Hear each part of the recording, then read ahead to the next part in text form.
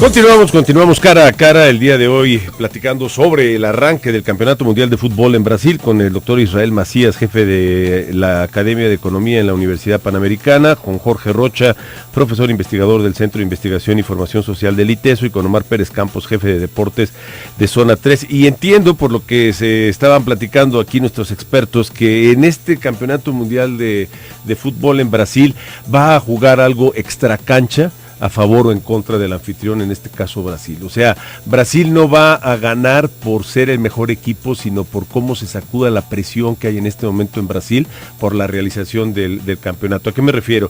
O sea, se está jugando con este Mundial de Fútbol su permanencia en el partido, el PT, el partido de Lula y ahora de la señora Rousseff. Se están jugando el futuro con la realización o no de los Juegos Olímpicos, y esa presión no la tiene solo la señora Rousseff, sino la tiene también el equipo brasileño. Con esa presión va a salir a jugar en la cancha todos y cada uno de sus partidos, incluido el del día de hoy contra la selección de Croacia. ¿Es esto correcto, Israel? Bueno, pues es que efectivamente, o sea, ya el tema ya no es nada más un juego de fútbol, ¿no? Ya se convierte hasta un tema de seguridad nacional, ¿no? Porque todos los conflictos y todo realmente se va a resolver ahí, ¿no? Hasta si efectivamente continúa un proyecto como el que tiene la presidenta, pero sobre todo el tipo de seguimiento que se le puede dar. Recordemos una cosa, Brasil, ya se había mencionado hace un momento, pero Brasil ya no está creciendo y la inflación está empezando a despegar, lo cual entonces nos habla de una economía que se está sobrecalentando, ¿no? Como cuando en su auto empiezan a pisar el acelerador y ya no arranca, ya tiene un problema, y eso es lo que le está pasando, y eso se refleja en todo, generación de empleos y obviamente pues en la subida de precios. Uh-huh. Todo eso entonces, en el momento de mayor, digamos, debilidad por el tema pues de la justa mundialista, que puede repercutir en cualquier cosa. ¿Qué tanto se pueden sacudir los jugadores esta presión? Pues fíjate que yo lo que veo es la triple presión, ¿no? La presión económica, que ya bien señalaba Israel, ¿no? Que ver que si quedan beneficios, la presión política del PT y la presión deportiva es una triple presión. Los jugadores están acostumbrados a manejar la presión deportiva, porque todos estos, bueno, la selección brasileña, entiendo, la gran mayoría es gente que juega en equipos europeos, acostumbrados a ritmos de intensidad deportiva muy grande.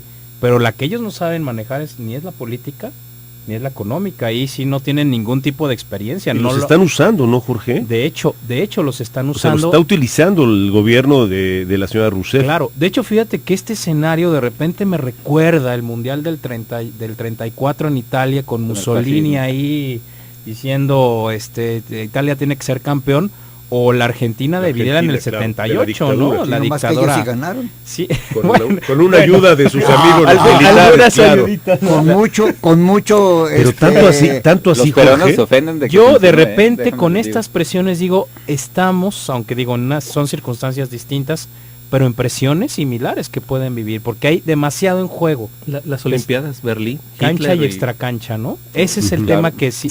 Pero hay un detalle que no hemos tocado y que lo estamos viendo en este momento: el fenómeno de las favelas.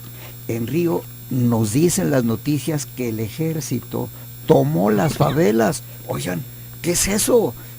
¿Qué es tan importante eso para la seguridad o para qué? ¿Por qué un despliegue de tal naturaleza para controlar núcleos de esa índole? Explíquenlo, no lo entiendo sinceramente. ¿Qué es tan importante las favelas? Híjole, pues es que fíjense qué interesante. Brasil es un país que no es desarrollado. Brasil tiene un nivel de vida, está catalogado entre los países de desarrollo medio, junto con México. Por ahí depende cómo se mida el ingreso, pero pues estará ligeramente arriba de México, depende el año, otro año igual, pero pues el hecho de que una nación que se supone que está de moda, que tiene mucho, digamos, reflectores, inversión, pues había venido creciendo un rato, pero pues de ahí a que haya resuelto sus problemas sociales, de ninguna manera. Y el hecho de las favelas, pues no es más que el reflejo real de lo que significa tener pues cantidades muy fuertes de la población en pues una situación pues entre pobreza, exclusión social, etcétera. Y pensemos en otra cosa también, la desigualdad económica. si en México nos sorprende, ¿no? Este hecho de ver una convivencia entre muy poquita gente que tiene mucho todo y una mayoría importante que casi no tiene nada, en Brasil es mucho peor. Entonces, medido a nivel internacional, ¿no? ¿Es comparable México con Brasil, Israel? A nivel, bueno, digamos, en desigualdad se compiten, ¿no? O sea, sí, porque compiten Jorge, tú has desigualdad. tenido la suerte de estar ahí, has estado la Sí. oportunidad de estar en Brasil. Nosotros no, bueno, no sé, Marcos. sí has estado, pero yo Sí. no he tenido la suerte de estar en Brasil. Entonces no me cuesta trabajo imaginar esto que habla Israel de la disparidad social, porque aquí sí conviven contraste, 50 millones de pobres con el resto de la población, etcétera. Brasil, ¿qué pasa? No, lo que pasa es que la desigualdad es muy grande y además incluso está territorializada. Por ejemplo, en San Pablo, el centro de la ciudad son las clase media, zonas ricas, y en las afueras está la pobreza. En el caso de Río, que es como una olla, abajo están los ricos y arriba están los pobres en estas favelas. Y sí habrá que decir que las favelas además por mucho tiempo han estado en lo que podríamos llamar autogobiernos. O sea, son zonas que se autogobiernan. No se mete nadie. No se mete nadie y por lo tanto ahora tuvieron que, para prever cualquier riesgo, por eso militarizaron la zona. Esa es para mí la razón fundamental. Las favelas se han autogobernado desde hace mucho tiempo, nadie se mete ahí. Digo, lo que hemos visto ahora de estos anuncios eufemistas de algunas empresas haciendo comerciales en las favelas, pues es una imagen demasiado folclórica de lo que efectivamente son, pero hay muchas ciudades latinoamericanas que se han desarrollado de esta manera. Medellín es otra, abajo tienes la zona de desarrollo y arriba tienes a todas las zonas de amplia pobreza, donde por ejemplo se desarrolló todo el tema del narcotráfico. También en las favelas hay este fenómeno, sin duda alguna. Entonces por eso me parece que el gobierno brasileño, previendo que pueda haber posibles conflictos, militariza la zona. Pero el problema de fondo es que Brasil, a pesar de este gran desarrollo, como decía Israel, que tuvo hace algunos años, nunca logró superar el problema de la desigualdad. O sea, una cosa es que tú generes riqueza y otra cosa es que la distribuyas. Pero Jorge, no es darles fútbol como de comer a las favelas y a la gente que está abajo, como tú dices. Pues mira, sí, obviamente hay una parte de esa, pero la otra es que está la gente harta, O sea, finalmente han tenido una lógica de exclusión desde hace muchos años que no termina de resolver, porque ellos dicen, oye, si estás metiendo mucho dinero y aquí las favelas seguimos más o menos igual. Te pongo un ejemplo, por ejemplo en Medellín, cuando intentaron resolver el tema del narcotráfico, hicieron proyectos de estos como metrocables, que se llama así técnicamente, que son teleféricos, con los que la gente podía subir hasta las zonas más altas de las comunas de Medellín. Eso generó un impacto de desarrollo enorme, porque ya no solamente eran los de las favelas, los de las comunas los que entraban, sino que se convirtió en lugares turísticos. De hecho, si uno va a Medellín, lo que la gente te va a decir es vete al metrocable y te vas a donde eran zonas donde generaban grupos delincuenciales, que ahora son lugares turísticos. En Brasil no se generaron este tipo de políticas, por ejemplo, de desarrollo. O sea, las partes excluidas siguieron siendo excluidas. Creo que eso también ha alimentado un gran resentimiento social. Y la otra es que, sí hay que decirlo, los grandes ricos o los grandes capitalistas brasileños, con la llegada del PT al gobierno, tampoco vieron afectados realmente sus intereses. O sea, no ha habido un proceso real de distribución de la riqueza. Para mí es un tema estructural de fondo de lo que está pasando ahora en Brasil. ¿Cuántos habitantes tiene Brasil? Según yo debe andar como en Estados Unidos, son como 250, 280 millones, por ahí según lo último que leí. Para comparar con México, ¿qué porcentaje se calcula que viven abajo del nivel de pobreza? Pues debe ser más o menos la mitad, digo, no sé, Israel, tú eres economista. Sí, de hecho es relativamente muy similar a México, ¿no?